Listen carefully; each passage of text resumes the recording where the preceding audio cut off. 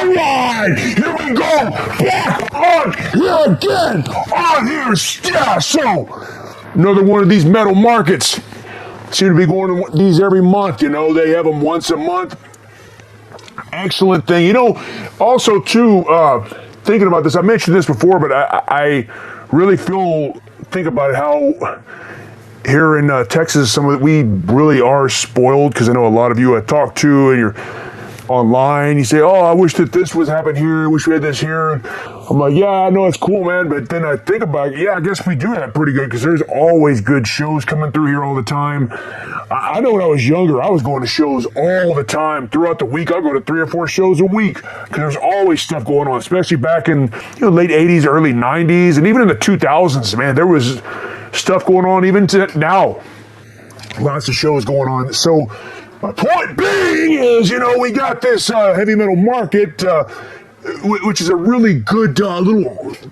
I hate to use the word community. That's fucking sounds stupid. Oh, it had the community, but it's always good to go there. Always a lot of cool people there. You just feel everybody's there into the same thing. There's not some fucking dumbasses walking around trying to start shit or nothing. If there was people like that, they need their fucking asses kicked. But nah, everybody's cool there, man. A lot of good vendors. Fucking don't be a fucking puss or a wuss. Listen to Mordant, Rhed, motherfuckers. You better recognize that shit, black metal bitch. You fucking hoes. Don't be a bitch. Don't be a puss. Fucking keep it real, motherfucker. And the guys that put this on too, very cool guys, and they do it for the right reason. So I'm all about supporting it. I always go there, but then again, I always go there and spend way too much damn fucking money there. But hey, help support that shit.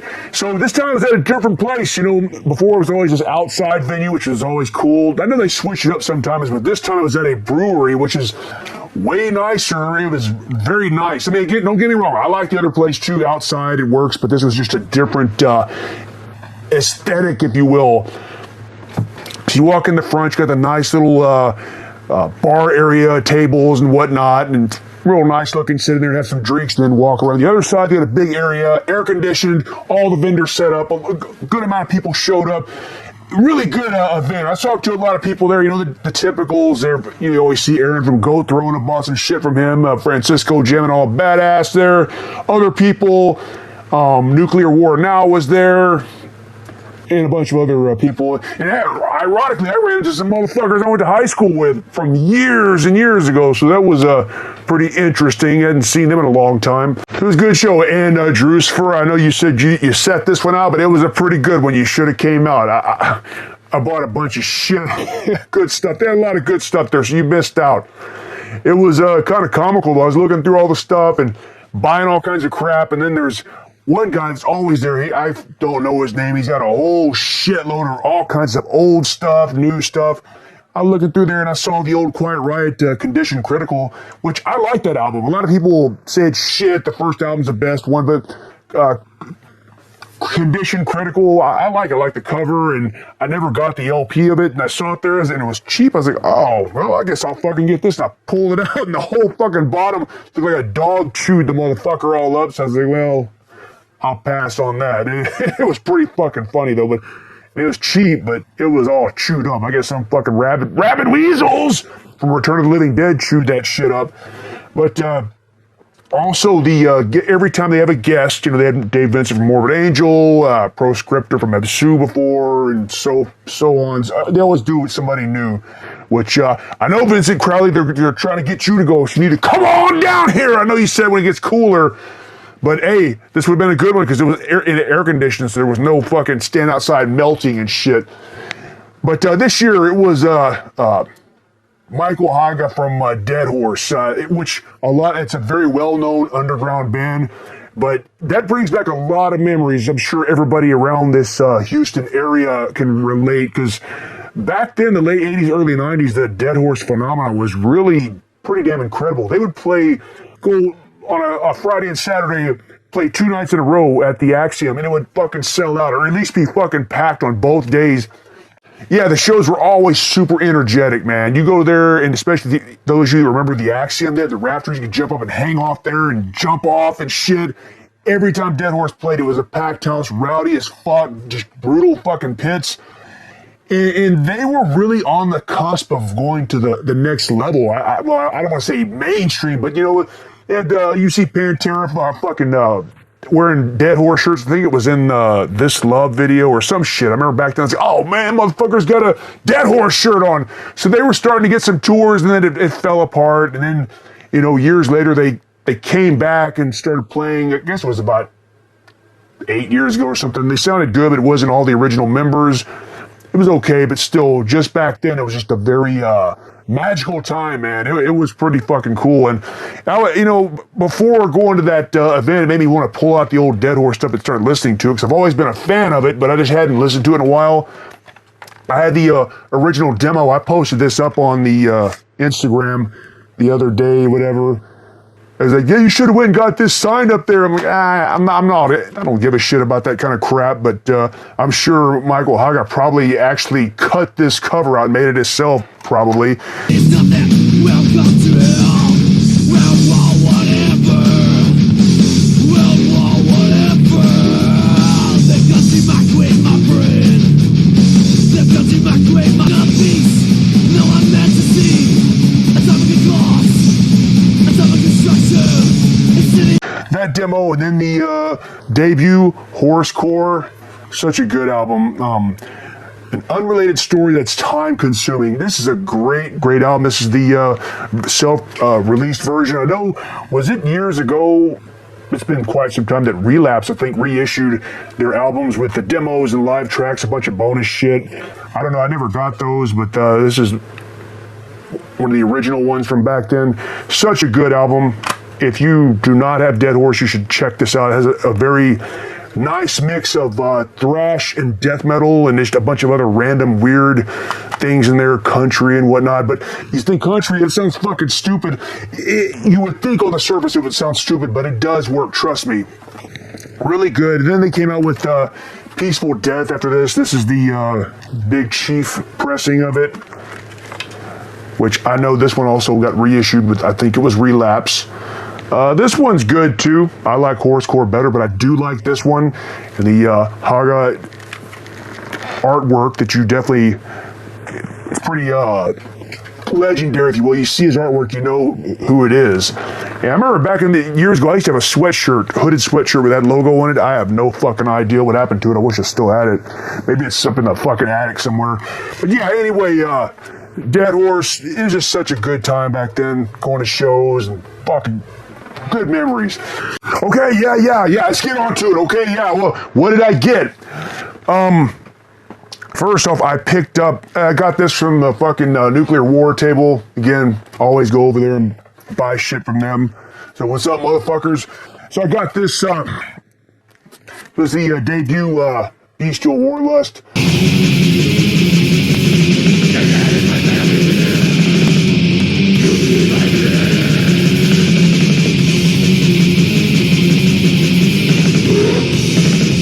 I mean, I've heard it many times, but I thought I needed to get the reissue on vinyl. It's a gatefold. This is the Hell's Headbangers reissue of it, but it's good. If you're watching this channel, you should know Beastial Warlust.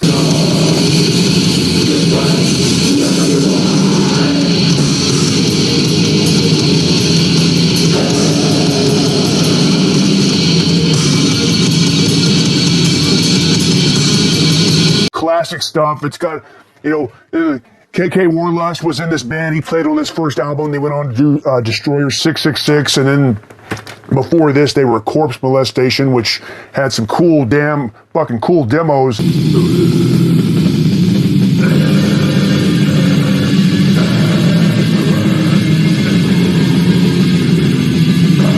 But this is really good, just bestial, even war metal, whatever the fuck they want to call it. This. Suicide's bullshit. We endorse killing other people, not yourself. Kill other people, not yourself. Yeah, if only someone had told Kurt Cobain that. One of the prototypes, I mean, of course, Blasphemy and all that stuff before this, but this, came out. Beastial Warlust started in technically 1993, but before that they were Corpse Molestation, which the Corpse Molestation demo is really good if you haven't heard that. I know it's been reissued before, but this is a nice little layout. Again, Hell's Headbangers and then Nuclear War. Now, they always do really good layouts, make it well worth buying with the gatefold and posters and whatnot. Interesting about Beastial Warlust, though, I first heard about them back in the old days when you just read magazines and shit, or you couldn't listen to stuff online, just look at stuff by the cover. And I actually bought the Blood and Valor CD first. I bought this when I was in California at the Other World record store. I don't even know if it's still there. I've talked about this store before, and somebody told me about it in Southern California. I can't remember what they said. But yeah, this is the pressing, I guess the original one, because I bought this when this came out. It was new, but I literally just saw this cover artwork. I thought, man, this has to be good. It has to be good. So I bought it literally just by the cover, and then fucking CD's about to fall out of here. Years later, yeah, fucking great ass artwork. But years later, now this band is considered legendary and everything, but it's just crazy at the time. I didn't know it'd be a legendary band. It was just a good fucking, just chaotic black metal shit. I love it. So it's good fucking album. I need to get this one on vinyl too, but I had to get the other one. So anyway, Beastial Warlust. I don't have to tell anybody that. You should already be listening to this band if you're on this channel. So hey. Oh, also I can't forget the infamous king of the underground, Fraser, was there. He was going all crazy and getting out of control like he normally does. You better recognize that shit, black metal bitch. You fucking hoes. You gonna be a bitch. You gonna be a puss. Fucking keep it real, motherfucker. But that's what's expected from you, motherfucker. We want to see that.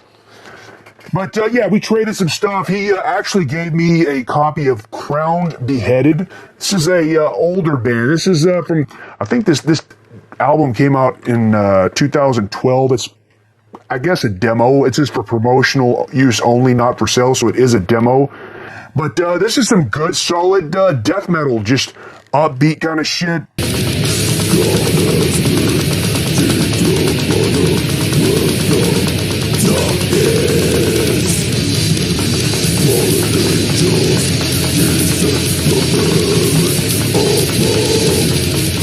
It's got members from other bands, like from Blaspherion, if anybody's familiar with that, the Houston, the Texas band.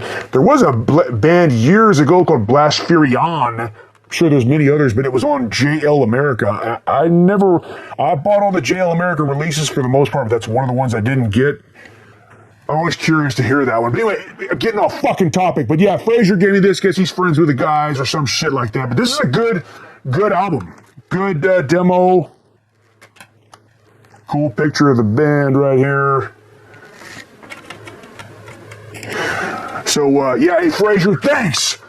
I like it. I dig it. This is a good thing, man. When I put it on, it's got only 4 songs, but I played it over and over. It looks like that's, I looked online because I was not familiar with this band before, but this came out in 2012, and, yeah, I just skipped my radar. The only piece they put out, but Crownheaded from Texas, 4-song demo, and it's recorded good. I mean, it's good enough for a release, not just some rehearsal shit. So I recommend it. So thanks a lot, Fraser, for the recommendation. And then also, old Goat Throne Aaron Records. Yeah, he always has this shit there, and I had to pick up this. Well, actually, he gave it to me. I said I wanted to buy it, but he handed it to me. So, hey, thanks. I appreciate it because it's a good release, but I was going to buy it because I want to support. But yeah, Necroblade. I talked about this a couple videos ago on the Destroying Texas Fest. Francisco jamming out all badass, filled in on bass for them, so he was on stage with them jamming out all fucking badass. And actually this, it's an EP, 7-song EP, but this does jam out all badass. This is some good, just death metal-y kind of stuff.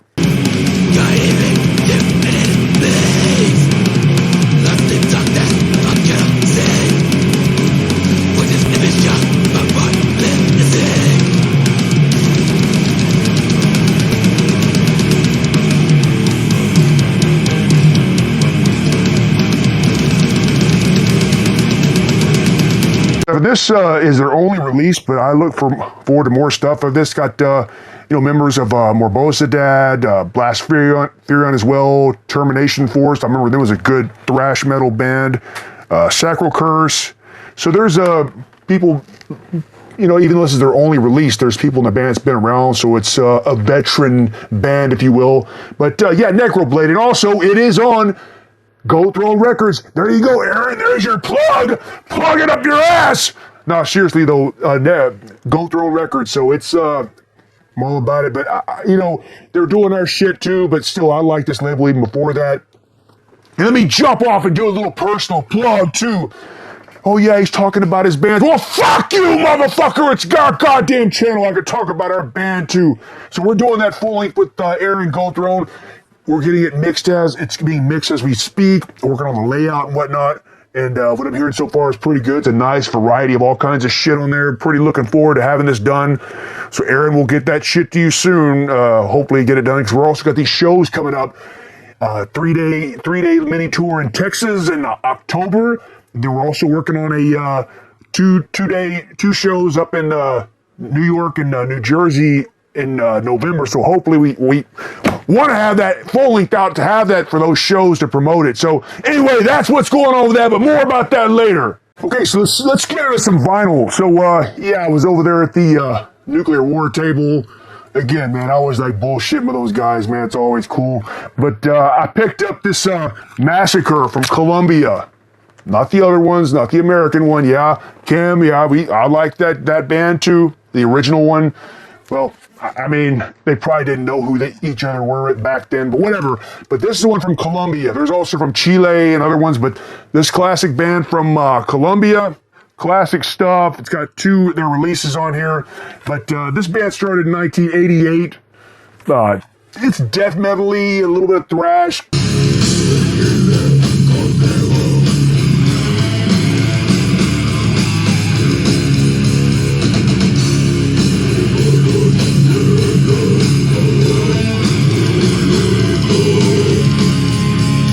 But yeah, this has two of their early releases on here, which is great stuff.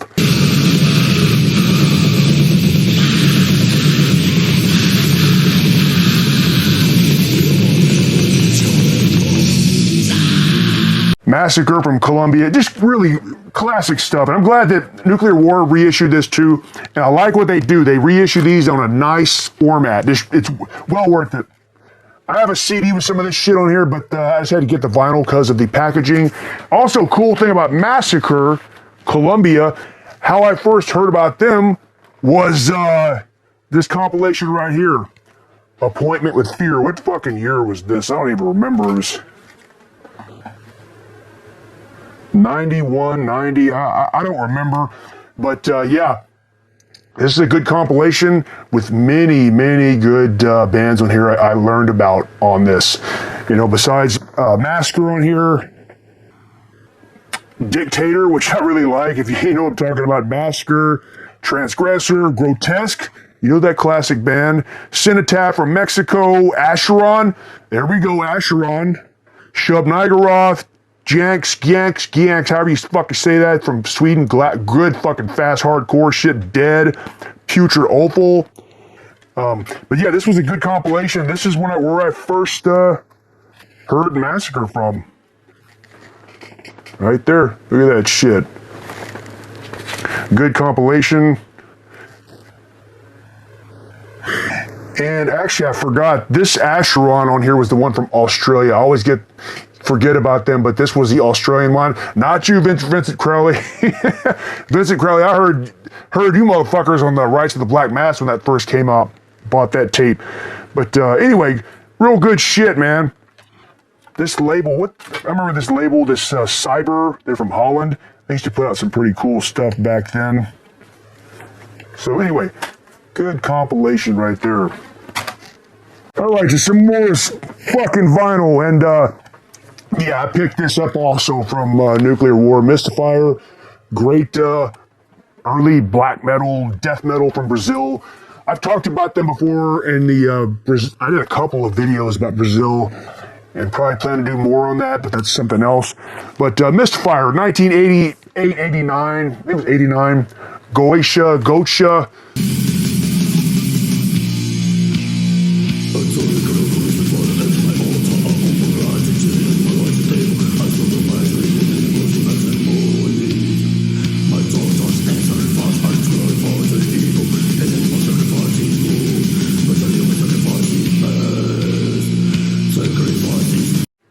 Good release. It's a double LP because the album is actually runs about an hour long. I'm really not a fan of albums that long. You know, I like it to be nice and short, 30 minutes, 35 minutes. Again, I always go back to the first Deicide album. Deicide's 28 minutes or something. That's perfect for me. But this is still fine. It's a classic album, classic Brazilian stuff. And again, Nuclear War. Now I'll put it out, gatefold, nice packaging, cool stuff. And what's cool about Mfire, they were still playing to this day. And their releases they put out to this day are still good. I mean, it's not like they turned into some fucking bullshit over the years. They're still putting out quality albums.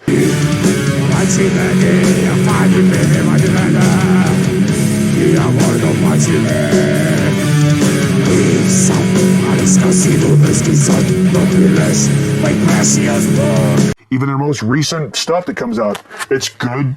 Just black and death metal-y, whatever you want to call it.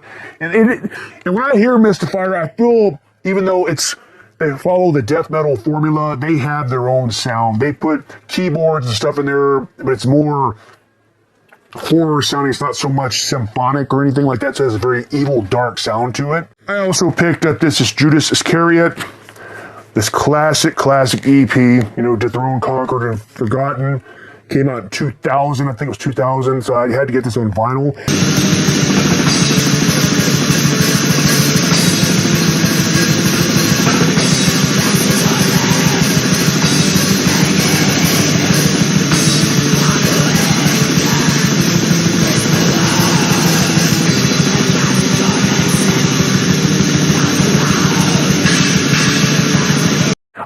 This is, I believe, a bootleg because it does on side B have the 1993 demo on it, which is cool. Cool added it on there.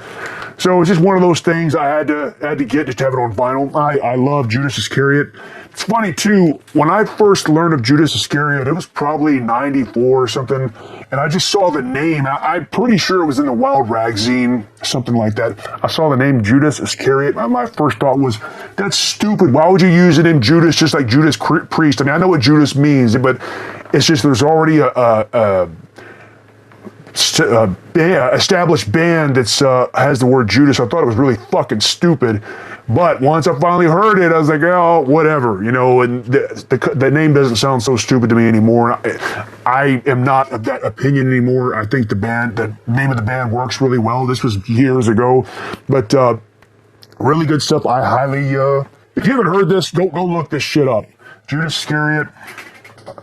I don't ever use that word poser. I just don't use that shit. But if you don't have that, you're a fucking poser, motherfucker. Anyway, you know, whatever. So, now, also, I finally got this Asphyx triple LP box set. If you watch this goddamn channel, you know the story about this. Everybody know what I'm talking about? If you know, you know, motherfucker. Well, I'll tell you anyway. At Destroying, or not, Hell's Headbangers, Hell's Heroes 2 years ago. And I guess apparently at one point I was so fucked up, I went and spent, I think, 180 or 200 something bucks, and I bought that Asphyx I think it's 3 or 4 LP set with demos and stuff. So I was pretty excited about that. And I guess after I'm trying to recollect it, I left and I didn't have it. So I'm thinking what happened is I went to the fucking pisser and I was at the urinal and I set it right there in the urinal. And I guess I walked off and left it there. So if you're watching and if you found that fucking record in the pisser, you're welcome, motherfucker, because I lost it. So a little fucking stupid on my part. I wanted that fucking LP set. I fucking forgot it. So some motherfucker got them a free fucking box set. I'm sure, just imagine some dumbass went to there to piss and go, oh shit, and just took it and kept it. What would if I walked up and saw this there? You know what? I'm a fucking asshole and do a bunch of fucked up shit, but I probably would have if I would have found this, I would have walked around holding it where people could see it. So hopefully the person that left it maybe would have said something, and I would have done the right fucking thing, you know, but somebody got one free, so fuck it. But anyway, this is good. Asphyx, classic death metal band. I really don't feel like I need to go into any detail about this. You know, they mid-late 80s classic stuff, and this right here has their early demos, the Enter the Domain, Crush the Cenotaph. There's some rehearsals. The rehearsals sound pretty good. It's raw as fuck, but it's still decipherable. We can tell what it is, not just a bunch of jumbled up shit. So it's worth it. And then the mutilating process 7-inch, which I like. The live stuff is good, and also the promo 91, which was the first stuff that Martin Van Drunen sang on, which is fucking great. I like these early stuff, the albums, the actual full-length Asphyx without Martin Van Drunen. I don't really listen to those too much. They're okay, but I prefer the Van Drunen stuff because I'm just a huge fan of him. I actually do. Again, I did a video about Martin Van Drunen a year ago or something about how much I love his fucking vocals. But this is good, man. It's a 3 LP set. It's got a nice fucking booklet to it as well. So I do not regret getting this. You know, I had to buy it again, but fuck it. It was worth it because this is going to be played a lot. I've already fucking sat in the fucking room and played this shit and listened to it over and over. So fucking good. That's how death metal is supposed to sound. Lastly, Shit Angel. Okay, I've talked about this band before on here. They're from Vermont, up there in the Northeast. I talked about this because this is one of the bands I found online, and I just love the cover. The cover of the album and the music. It's just the visuals. And I got this from Aaron. Hey, Aaron, see support and Go Throne Records. No, he didn't put it out, but he had it in his distro. So really good stuff. But Shit Angel, I like this, man. It's just the cover has everything written all over it. What I like about fucking black metal, has thrashy, even death metal kind of aspect to it.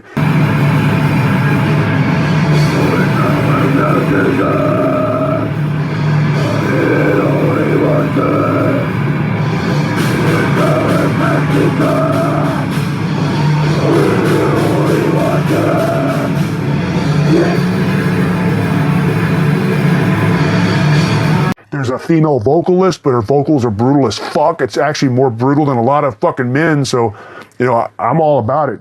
I mean, who fucking doesn't like seeing a woman in a band? People are like, oh, I don't fucking like women singers. Oh, fuck that. If it's woman, if it's good, I fucking like it. Just like I like Massacre, that black metal band with all the girls in it. It's fucking good shit. But Shit Angel, so I looked them up. I pulled up the Encyclopedia Metallum. It doesn't say when they started. I know they're from Vermont. It says their themes are alcohol, anti-Christianity, blasphemy, paraphilia, and violence. Sounds pretty good to me. They have this one full length out and an EP and some demos. Looks like the first demo is 2019, so I'll just say they started in 2019. But yeah, I like this fucking band a lot. I love this fucking LP. I've been listening to it online before, so I knew I wanted to buy it, and I saw Aaron had it. Yeah, San Francisco, I was going to buy some of your shit too, but I just got walking around talking to people and forgot to go back fucking over there and look at your shit. So sorry about that. I'll see you at the next one, though. Anyway, that's about it. Just some more shit coming up. More shit. And, I don't know. I'm gonna... Fuck it! Shut the fuck up! I'll kick your fucking ass! That's what happens. You have motherfuckers in your house.